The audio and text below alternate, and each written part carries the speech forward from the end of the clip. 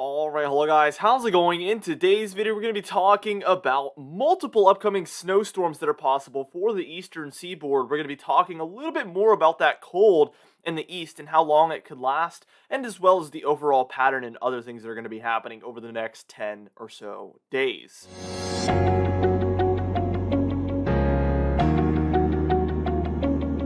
Anyways, before we get into things, be sure to smash that like button, leave a comment down below, and subscribe for more weather-related content. For today's comment of the day, I want to know, do you think we've already had the most major East Coast snowstorm of this month, or do you think the biggest one is still to come? Let me know your thoughts in the comments down below, and I'll be picking one of those for tomorrow's video. Let's get straight into this video, and first things first, we're taking a look at our radar, and as you can see, outside of this region here, basically nothing is going on. We have very, very quiet conditions here for the western seaboard there, which is very different than things have been. Also quiet for the Rockies, which is also quite different from how things have been. The only areas that are in the central United States seeing any sort of action are these regions in here, where we've seen some showers of snowfall and rainfall depending on where you're at for spots. And I guess the Rockies, technically here in the very, very far southern Rockies, we have had a tiny bit of snowfall there lingering. But outside of that, the real action is actually happening in this region where we're seeing a lot of snowfall up here in the northeast, and then a lot of severe weather down here in Texas and Louisiana, and then a lot of rainfall in between that has been bringing possibly some flooding with very, very heavy rainfall at times. Now let's go ahead and I want to pick where I want to zoom in first. I guess we'll take a look at the severe weather and work our way up. So we have had these areas of thunderstorms moving up through here that have been bringing some severe weather, especially here on the southern extent. We've seen quite a bit of tornado warnings in there. We still actually, through this morning, have one ongoing here for Louisiana. So this region has been really getting hammered with these thunderstorms. Let us know in the comments if you've been seeing conditions from this, if you live in Texas or Louisiana, and you've been feeling this storm. Let us know what it's been like. It looks pretty bad to me. You can really tell what kind of temperature pattern we're in just by looking at this. Clearly, there's some sort of cold front here.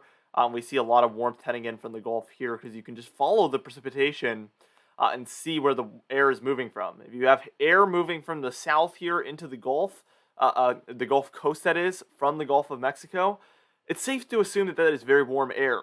And then if you have air moving in from the northwest here to areas of Louisiana, Arkansas, and then eventually Mississippi and Alabama, it's safe to assume that's a cold front bringing very cold air. So that's what's bringing this severe weather, is we're seeing the cold combat this warmth that is coming in from the Gulf. And that's all just squeezing in the middle. And obviously that's what causes instability. And that's what's really leading towards this severe weather. That's also why we saw a lot of severe weather in December. Multiple severe weather events that were quite major. And it was all due to this type of an air mass, really, where we saw the warm air heading in from the south and very violent cold front moving in from the northwest, kind of meeting together, and that was really what was causing a lot of our worst conditions there. Now, as we slide this to the north, we can see a lot of that heavier rainfall taking place in here, and I'm sure there is some spotty flooding in a lot of these regions, especially since it is kind of training. And what I mean by training is it's kind of moving in a direction like this. So you're seeing the very front end of this up here, but you're also getting these areas down here that are moving up into your area too. It's kind of like train cars moving up with these bands. That's how you have to imagine it. And usually, this is when you're getting this cold front becoming a little bit more stationary. And what I mean by that is it's kind of freezing up, where the warm air is really giving it a good fight. So it's moving in very slowly, and that precipitation is moving up along it because it has nowhere else to go. You know, you imagine... you're in a pool and you take your two hands and you kind of slowly clap them together. You know how the water just really quickly disperses either towards your fingertips or towards you. Obviously, because it's stuck between a hard place and a rock, obviously. So that's what's happening here with this front. We have air heading in, from the east, this very warm air. We have this cold front moving in as well. And that squeezing is causing this to just move up along it. So it's just like water would move if your two hands were moving in like that. I hope that makes sense. But that's what more of a stationary front is like usually. It's when that warm or cold are pretty equal with how much they're winning out. And more times than not, usually we're seeing the cold air win. But it's really when that warm air puts up a fight that we see it become stationary. And typically it stays stationary for a while and then becomes a cold front again and continues moving on. It usually does not revert back. And lose ground to the warmth. typically. Now, are seeing quite a bit of snowfall up here in the northeast, especially these areas of higher elevation here. So I would say probably most of the snowfall is happening in this region, Pennsylvania, New York. But I think a lot of this is also freezing rain. And we can actually, here, let me try to get on storm reports here if we don't have it on. Yeah, local storm reports. Yeah, we're getting reports of freezing rain mostly in there. And I knew that was kind of the forecast in here. Yeah, so a lot of these areas seeing some freezing rain in this region. So hopefully conditions aren't too terrible there. This radar is picking up on some snowfall, but I'm sure a lot of this is freezing rain, and possibly the higher elevations are seeing some snowfall, or at least the areas north of this point. This area, it could be coming down as a wintry mix or just freezing rain, or maybe some spots of snowfall. It's hard to say, but I knew this storm was going to be a messy one from the start. And even though this radar is saying pure snow, clearly that is not the case here. We're not actually getting any reports of snowfall accumulation at this point, so only time will tell if that actually was the form of snow or if we mostly just saw freezing rain from this storminess. Now, what we're going to do is we're going to move on and take a look at that model guidance where I have two major East Coast snowstorms that the models are showing right now to show you guys. Now, I have something to show you guys. This is what I was talking about here. You can see how there's pink in there. That's all freezing rain that this model is picking up on. So even though that radar was saying snowfall, you can see we're expected to stay freezing rain in here. And you can see that front just sticking around in there. Again, the cold air is all bottled up behind it. And we see the cold front on the front end of this. And that is that cold air that's going to be moving further eastward. We're seeing the warm air move in like this. This is why we get precipitation in these cases, because it's so much instability here along cold fronts here. Just like that. That's kind of what it looks like today. That's what it looks like today. And as you can see, this is eventually going to push through, and we will see the cold air reach the eastern seaboard again. So we'll see a jet stream like this. All the areas on this side of this yellow line I drew are going to be very cold compared to normal. Even these areas will be cold compared to normal, but these areas are where it's going to be like really, really cold, obviously, to the north of the jet stream. And it's going to be pretty unseasonably warm for most areas in here, but not all. The west is very interesting with the mountains. You have, very differentiating temperature air masses and things like that, that it's hard to say for certain. As we move this forward, you can see we get in a bit of a quiet pattern, a cold but quiet pattern. So Monday, Tuesday, and even Wednesday's looking quite a bit cold, a little less cold than the days prior, but still cold by Thursday here. Jet stream still looking like this. Quiet and cold is the trend, at least through the next, 4 or 5 days through this week. And this is when things get interesting. We get a tiny bit of a warm-up that moves in. Still ridge in the west, so we're seeing this cold air right here. And you see this violent turn north here.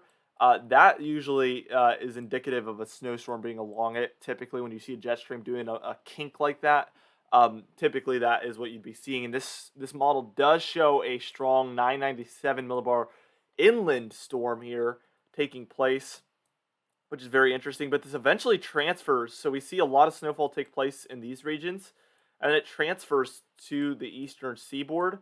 And then we're going to see it move up north from this point. So this is kind of a Miller B nor'easter. And I'm sure pretty much all of these regions see quite a bit of good snowfall from this. So let's continue this on. And look at that. This storm is very, very strong by this point. We see heavy, heavy snowfall taking place in there. This is Saturday morning, January 16th. We've been watching this storm signal for quite a while, actually. It's a 980 millibar low pressure system by this point, 989 by this point. We're seeing tons of snowfall for the northeast, and you notice this storm is lingering. This is what the previous two snowstorms didn't do. They moved out so fast, and that's why the maximum snowfall in them was so low. But this one just hangs out. It hangs around, and we see prolonged periods of snowfall in this area with that snow signal. Let's just go ahead and take a look at the total potential snowfall with that snowstorm. And as you can see, look at that. Way more than our previous snowstorms. We're seeing dusting, if anything, in the grays, 2 to 6 here in the blues, 6 to 10 in the purples, 10 to 20 in these pinks, and then these pastels in here. We're seeing some lake effect snow in between, but these pastels, that is where we're moving up into the 20 inches to maybe even 40 inches of snowfall in a lot of these regions. We're seeing some of that here. So that is definitely from that snowstorm. We're seeing quite a bit of snowfall for a lot of the upper Midwest, Great Lakes, and northeastern United States from that snowstorm, as it kind of moves up through these regions and then transfers back down and then moves back up the coast. That kind of gives everybody their fair share of snowfall with that storm track. And the only thing I have to say about that storm is that we've been watching that storm signal for so long that I do feel a little bit more confident in it than I would typically feel with a storm that far out. We've been watching that 16th through 18th time frame for a snowstorm for probably the last 3 days. We've known that's going to be a good time period to watch. So that is making me feel more and more confident that we're seeing run after run after run show this type of a solution. So we're going to continue to track this daily here in our daily videos. We'll keep you guys up to date. So be sure to tune in tomorrow, the next day, as we continue to update you guys on that storm signal. As you can see, the next morning on January 18th, we get our next potential snowstorm moving up, Miller A nor'easter, which means it moves all the way up the east coast here.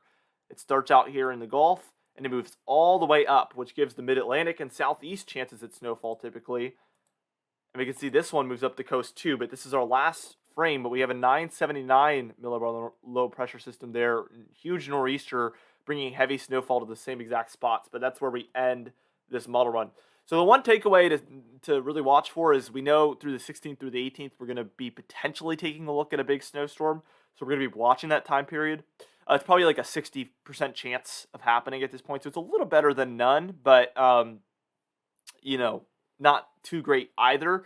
I think the biggest thing to take away for sure is that there's going to be an inactive period here coming up for the next probably 7 days or so, but after that, we really unleash these back-to-back potential snowstorms on these models. So they see something changing for sure, where we're going to get into a much more active period, but still be in this very cold in the east pattern. So that's something we're going to need to watch very, very closely, and that seems to be what we're going to be taking a look at in the upcoming pattern, which I think makes me feel very optimistic, and I think it should make you feel optimistic as well if you want snowfall. Anyway, for today's confidence tab, we're at a 4 out of 6 still. Again, I mentioned that I feel more confident in this upcoming pattern just because these models have been calling for it consistently. So that's why we're at a 4 out of 6, even though a lot of what we talked about is the longer range. For today's comment of the day, I asked you guys, how long do you think this cold pattern will really last? Do you think we're going to go the whole winter in this cold pattern or just to the end of January? And James Marr said, I believe the cold pattern will stay potent and persistent with a few brief warm-ups till around the end of winter or a little before then. And I definitely agree it's hard to see the end of this. So I think that's has a good chance of actually happening. For today's patron highlight of the day, I want to thank you all for supporting the channel, but especially our platinum patrons, Bill Crates, James Wade, Dovey Nagel, Larry the Pan, Mandy Birchfield, Patrick Strickland, Dave Scott, and Donna Carnes as well. I'd also like to thank our diamond patrons, Bill Roberts, Marcus Connolly, Noah Harley, Michael Kudalasa, Catbite, Charles Stinnett, Bill Dallas, Gary's, and John Colisi also. I would also like to thank our channel members, Catbite, Stephen Fan, and Jeremy Cox also. Anyway, guys, thank you so much for watching this video. Be sure to smash that like button, leave a comment down below, and subscribe for more weather-related content. I'll see you guys in the next video.